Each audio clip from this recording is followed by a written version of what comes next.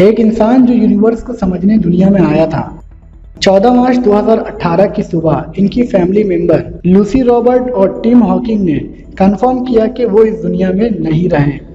जी हाँ, मैं बात कर रहा हूँ दुनिया के जाने माने साइंटिस्ट स्टीफन हॉकिंग की।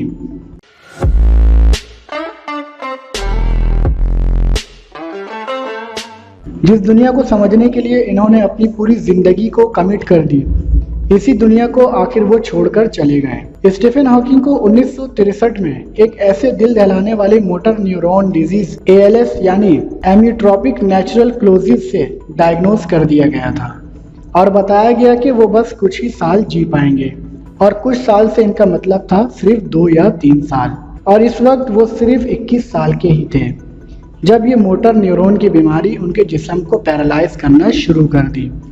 शुरुआत में ये बीमारी ने इनके जिस्म के कुछ ही हिस्सों को पैरालाइज किया था और सिलो और गंभीर होती चली गई और कुछ ही सालों में इनके पूरे जिस्म को पैरालाइज कर दिया। इस बीमारी की वजह से ही इन्होंने अपने लिखने की ताकत भी खो दी थी और इस बीमारी की वजह से वो अपनी रिसर्च और इन्हें ये बीमारी इंसानियत की गहरी सोच समझ लोगों तक ठीक से जाहिर करने नहीं दे रही थी। लेकिन वो इतने आसानी से नहीं मानने वाले थे, इसीलिए इनके लिए एक वॉइस सिंथेसिस मशीन का इन्वेंट करना पड़ गया, जिसके साथ हम इन्हें साइंस इवेंट में अक्सर देखते थे। ये मशीन वैसे तो एक कंप्यूटर है, सिर्फ इनके गाल के एक मांस के ही हलचल से इन्हें वर्ड्स टाइप करने दे सकती है। ये पॉसिबल हुआ सिर्फ इस मशीन से जुड़े एक सेंसर की मदद से। 2 बड़े कंपनीज इंटेल और स्विफ्ट की ने इन्हें बहुत मदद किया स्टीफन हॉकिंग के हमसे राब्ता रखने में, और इसी मशीन के जरिए एक दिन इन्होंने इंसानियत तक ये बात पहुंचा दी थी, जिससे इंसानियत पर गहरा असर हुआ। Point. I thought I would see the end of physics as we know it, but now I think the wonder of discovery will continue long after I am gone. Theoretical physics और applied mathematics पढ़ाते पढ़ाते Stephen Hawking ने बहुत सी किताबें भी लिखी, जिसे उन्होंने अपनी बेटी लूसी के साथ मिलकर यूनिवर्स के बारे में ये किताबें लिखी, जिसे बच्चे भी पढ़ सकते हैं। और इस किताब के बारे में तो आप जानते ही होंगे, a brief history of time. ये पूरी दुनिया में सबसे बेस्ट सेलिंग साइंस की किताब है, जो साइंस के बहुत ही कॉम्प्लिकेटेड चीज़ें बहुत ही आसानी से समझाती है।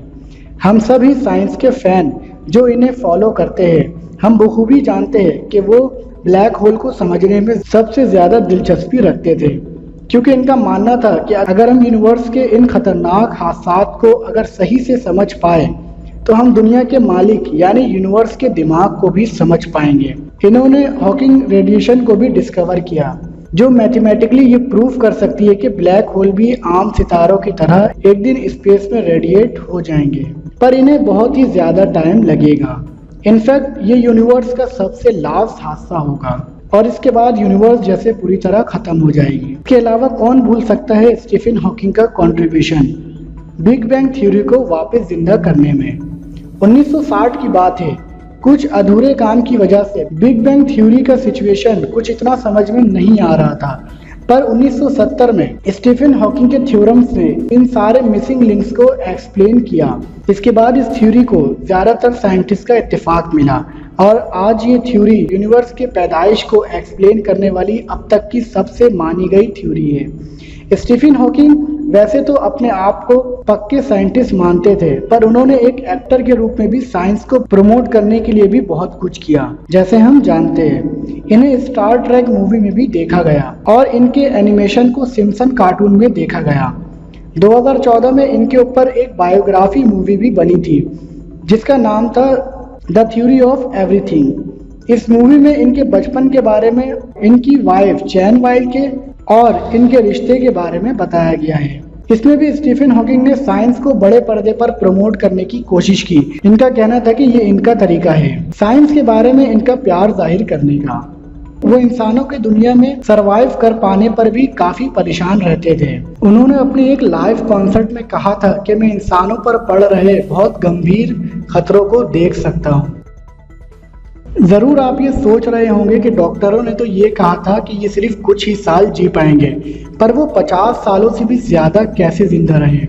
इसकी वजह ये है कि इनके डाइजेस्टिव सिस्टम और रिस्पायरेटरी सिस्टम से जुड़े न्यूरॉन्स के कनेक्शन खराब नहीं हुए थे। ऐसा इस बीमारी में सिर्फ 10 में से 1 को होता है जो इतने साल जी पाते हैं, वरना इस बीमारी में इंसान ज़्यादा से ज़्यादा 2 या 3 साल ही जिंदा रह पाता है। लेकिन स्टीफन हॉकिंग इन 10 में से वो एक खुशनसीब थे जिनमें ये ताकत थी जिसकी वजह से वो लंबी उम्र जिंदा रह पाए। अल्बर्ट आइंस्टाइन के बाद अगर किसी फिजिस्ट का इतना बड़ा एहसान साइंस की फील्ड में रहा है तो वो स्टीफन हॉकिंग हैं। हम स्टीफन हॉकिंग और इनके कंट्रीब्यूशन को हमेशा याद रखेंगे। अगर आपको इनके बारे में मज़ीद जानना है तो आप इनके ये बुक्स पढ़ सकते हैं और इनकी film the theory of everything भी देख सकते हैं जिसमें आप बहुत कुछ सीख सकते हैं। हमें कमेंट बॉक्स में ज़रूर बताइएगा क्या आप भी स्टीफन हॉकिंग के फ़ैन हैं। ऐसे ही इंफॉर्मेटिव वीडियोस के लिए चैनल को सब्सक्राइब करें और साथ ही बेल आइकन को प्रेस करें ताकि हमारी आने वाली तमाम वीडियोस आप तक सबसे पहले पहुंचें। वीडियो को लाइक और शेयर करना ना भूलें। मिलता हूं आपसे अगली वीडियो में।